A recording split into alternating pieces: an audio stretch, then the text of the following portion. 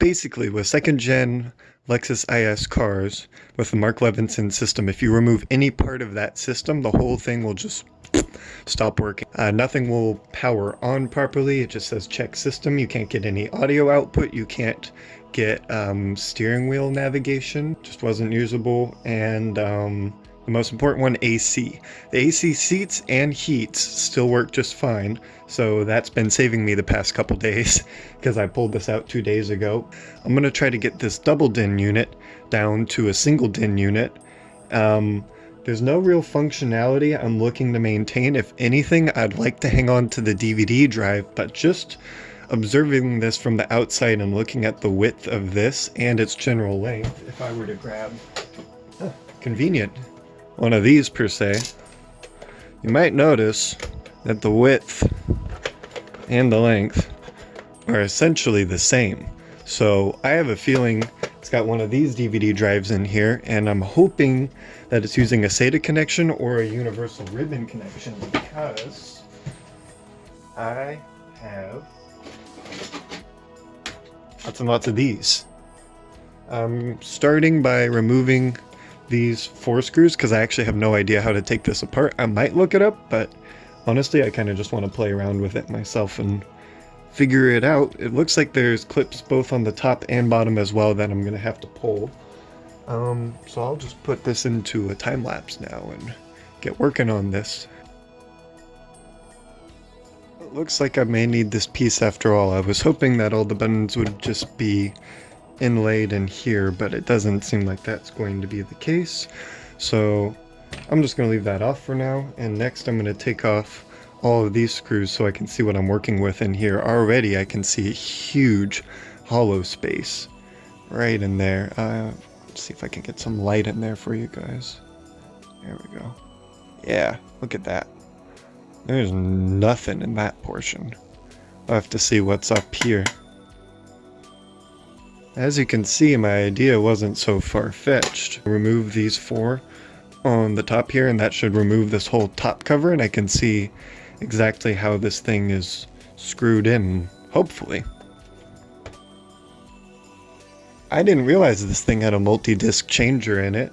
I mean, most Lexuses do, but most Lexuses that were predated this one, they kept those things in the trunk. It looks like it holds about 5 or 6. That's really impressive if you consider this is in the size of a normal DVD drive. The whole thing is held in by those 2 screws there. Is that it? Oh, this thing might be surprisingly easy to work on. So these 2 screws here are definitely necessary. They do need to come out, but that is not all there is to it. From what I'm seeing, I'll turn the flashlight back on. I don't know if y'all can see that, but in here there's a screw between this plate and this second plate. There's an extra plate for whatever reason. So what I'm seeing, there's 1 screw here, 1 here, and 1 here, and then this whole extra side plate should come right off. So from what I'm seeing, there is 1 screw here, 1 screw here, and then a 3rd one right here on the top that need to come out in order for this to lift out. Also, there's this ribbon cable here which plugs in right back here. It looks like that's what's connecting up this DVD drive, which is a good thing because it looks like a very similar length to a couple of the other slim DVD drives I have.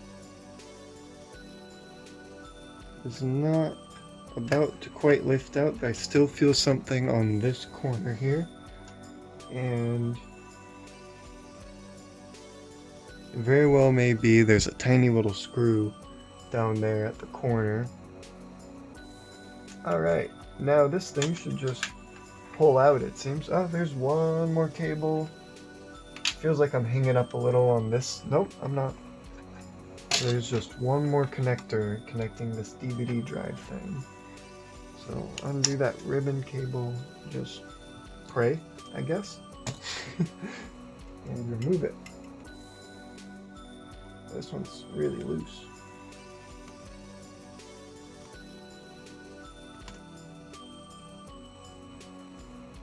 There we go. This is even smaller than I thought I could ever get this stuff. This is just a flat board. If you put proper cooling where that needs to be and shove this off in a corner somewhere with proper grounding, short protection on the whole board, obviously, if that's just it. There's also these little power boards and stuff here, but that's a single DIN. That'll fit easy. And then if I had that DVD drive, from the way things are looking, this second cable, this is not super common. I don't really see this on DVD drives very much. This will totally fit one of those normal DVD drives quite easily. I could even shove some extra crap in there if I really wanted to. And it's still a single DIN, so cross my fingers and go out to the car and see if I can use my AC with just this board. Some time has passed since I shot the original video for the removal of the stereo and making the whole single board work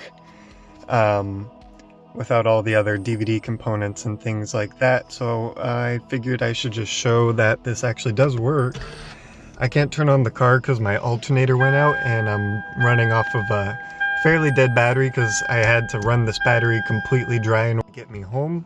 I did put it on the charger, but it didn't go above 50% capacity, so it's probably screwed. Regardless, got this right here.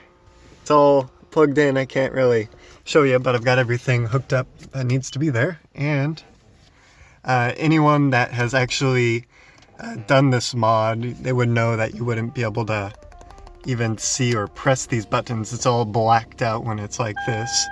You can still go into your display settings, info settings, all that stuff. The only thing you don't have is audio. It just shows this.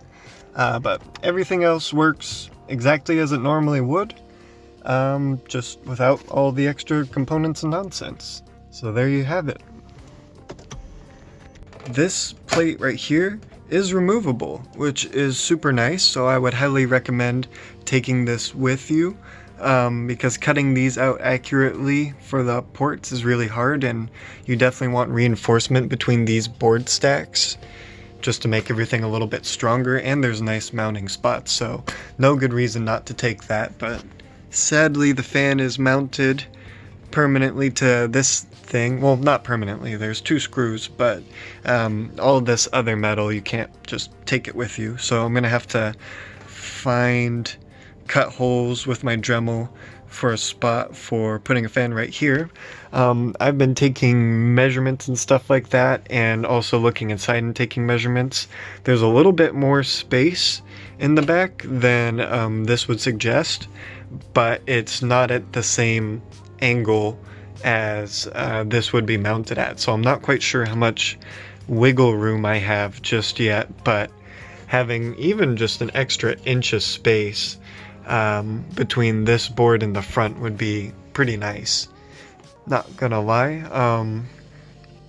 So yeah, just trying to figure out ways to make this clean and make it all work well. Also, the thought of maintaining use of the front plate, that idea is getting further and further away, because at first I was thinking, well, I could adapt and extend this connection. It wouldn't be too bad. There's not too many connections. But as I looked further, all these buttons, I noticed they felt like kind of like membrane.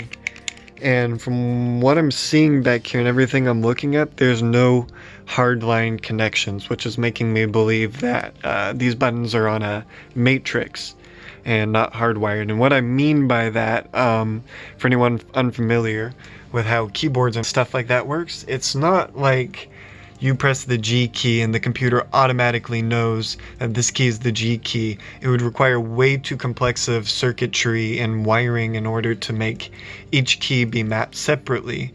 So all these keyboards are on what's called a matrix. And so the matrix will go between each of these. They're called arrays, if I remember correctly. And the signal travels across the array, and based upon where the signal stops versus where all the other keys are, it's able to figure out what that array is. And so most of these normal controllers these days are they're pretty easy to find PCBs for in order to make them work. But having an array system like this, and trying to extend one of the buttons like I would need to do in order to make it stay in DVD mode, I believe at least, because from all my use in the past I wasn't able to assign any one single source for when I turn on the car, and I can't access any of those sources without the DVD key, so there's a fair chance I won't be able to do that signal tapping thing I was talking about. For now, I'm just figuring out how I'm going to make this chassis so everything's kind of on a standstill. I'll record more when I've got more figured out. Laptop one for whatever reason.